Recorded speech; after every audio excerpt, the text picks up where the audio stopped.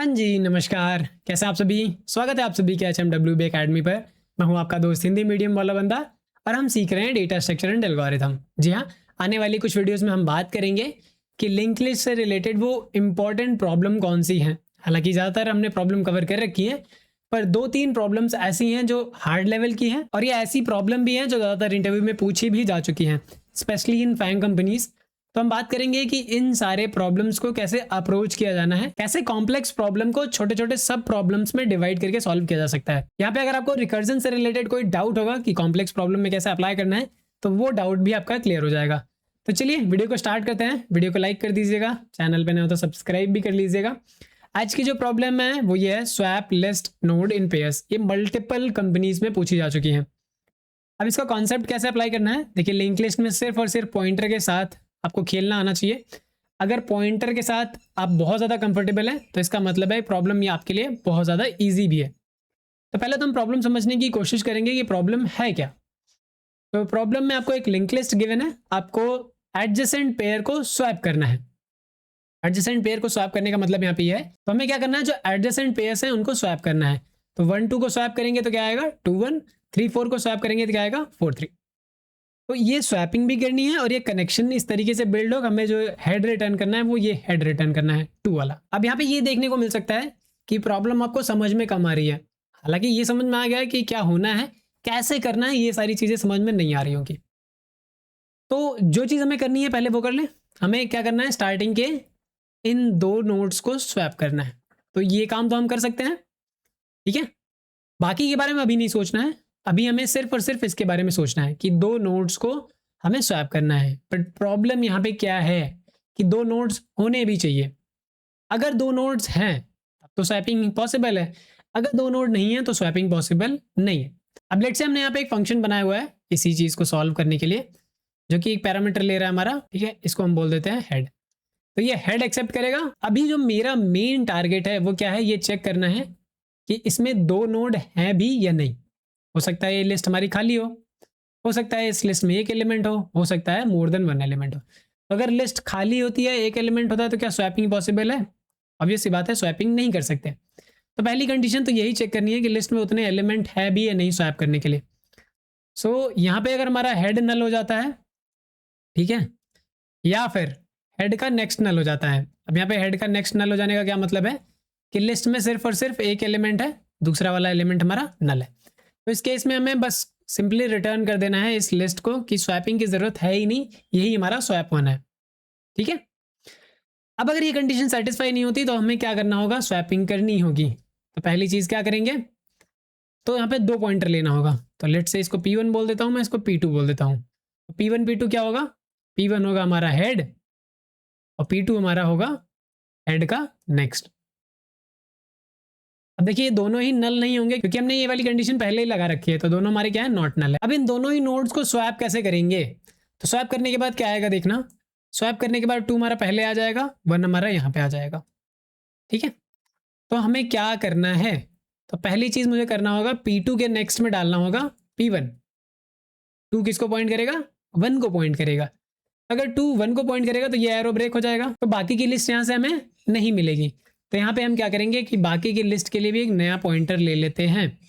सो इसको मैं बोल देता हूँ नेक्स्ट, जो कि क्या होगा, P2 का नेक्स्ट होगा। अब देखिए ये नल हो सकता है क्योंकि हमने इसके लिए चेक नहीं किया है, नल भी हो जाता है तो कोई दिक्कत वाली बात नहीं है, बट अभी के लिए मुझे स्टोर करके रखना पड़ेगा क्योंकि लिंकिंग ब्रेक करूंगा तो ये गायब हो जाएगा। तो ये वाला कर दिया मुझे। अब मुझे करना क्या है, P2 के नेक्स्ट में मैंने बोला कि P1 डाल दो, P2 के नेक्स्ट में P1 डाल दो, तो ये डाल दिया। बट P1 अभी भी किसको पॉइंट कर रहा है, इसको पॉइंट कर रहा है। P1 को हमें पॉइंट किससे कराना है, इस नेक्स्ट वाले से कराना होगा। लाइक ऐसा ही तो होगा, 3 and 4 इस तरीके से कराएंगे। बट एक्चुअली में रिजल्ट हमारा ये भी नहीं है, रिजल्ट हमारा 4-3 आएगा। तो यहाँ पे हम लगाएंगे रिकर्जन।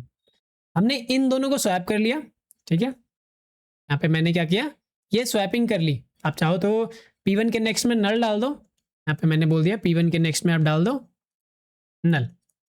तो ये किस तरीके से बन जाएगा, ये बन जाएगा 2 1 एंड ये नल। बट एक्चुअली में नल को पॉइंट नहीं करना चाहिए, ये पॉइंट करना चाहिए बची हुई लिस्ट को। अगर हम स्वैप करते हैं, यहाँ पे आप ध्यान से समझना। अब देखिए ये फंक्शन जो कर रहा था वही सेम क्या करेंगे हम आगे भी अप्लाई करेंगे। ये दोनों तो हमने रिवर्स कर दिए, पर अगला वाला रिवर्स करके दो तो मैं जोड़ दूंगा। तो अगला वाला रिवर्स करके क्या आएगा, 4 and 3। अब मैं क्या करूंगा, यहाँ पे जोड़ दूंगा। अब जोड़ने के लिए मैं क्या करूंगा, ये जो नल है मैं डायरेक्टली ये जो फंक्शन रिटर्न करेगा उसको लिख दूंगा। तो मैं क्या करूंगा, इसको यहाँ से हटाऊंगा, हटा दिया। अब यहाँ पे मुझे फंक्शन कॉल करना है, किसको, फंक्शन कॉल करना है। अब जो लिस्ट पास करेंगे वो ये वाली लिस्ट पास करेंगे, तो ये हमारा क्या है, नेक्स्ट। बस सिंपल सा यही करना है, बाकी रिकर्शन अपना काम खुद ही कर देगा, बहुत ज़्यादा डिफिकल्ट नहीं है। हमें क्या करना है, पहली चीज़ कि इसकी लिंकिंग ब्रेक करनी है। अब 1 के नेक्स्ट में क्या करना है, अगला वाला जो हमारा रिवर्स होके आएगा, तो अगला वाला रिवर्स होके क्या आएगा, 4 and 3। अब लेट्स से हमारे पास आगे भी कोई लिस्ट होती, तो अगर आगे भी कोई लिस्ट होती तो यहाँ पे क्या होता, अगला वाला जो स्वैप करके आता उसको रखते। तो लेट्स से अगर एक एलिमेंट और है 5, तो ये क्या रिटर्न करेगा, 5। फंक्शन एक ही नोड है तो 5 ही रिटर्न करेगा, हम 5 को ऐड कर देंगे। अगर एक एलिमेंट और होता 6, तो ये क्या रिटर्न करता, 6 5। ठीक है, तो इस तरीके से हमें बस मान लेना है कि काम करेगा और अपना काम कर देना है। कि अगर ये स्वैप करके आप दे दोगे आगे की लिस्ट जो कि देगा, तो हम क्या करेंगे, इसको भी इसी तरीके से अटैच कर देंगे। तो बहुत ज़्यादा डिफिकल्ट तो नहीं है, बट अगर आपको समझने में प्रॉब्लम हो रही है तो आप रिकर्शन एक बार ट्री बना के देख लो, किस तरीके से रिकर्शन कॉल हो रहा है। कैसे ट्री बनाना है वो सब हम जानते ही हैं, हमने देख रखा है बहुत बढ़िया से। इसमें मैं बहुत ज़्यादा टाइम नहीं लगाऊंगा।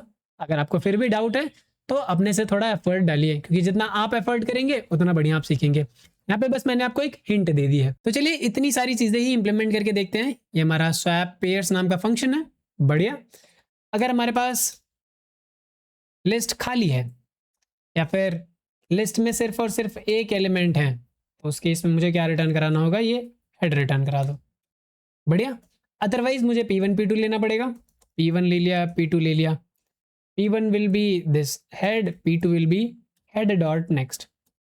और नेक्स्ट पॉइंटर ले लेंगे जो कि हमारा क्या होगा, P2 का नेक्स्ट, ताकि हम पॉइंटर को लूज ना कर सकें। तो पहली चीज़ क्या करनी है, P2 डॉट नेक्स्ट, इसमें करना है P1, और P1 के नेक्स्ट में करना है सेल्फ डॉट ये फंक्शन कॉल स्वैप पेयर्स। इसमें जो लिस्ट पास करनी है वो नेक्स्ट वाली करनी है।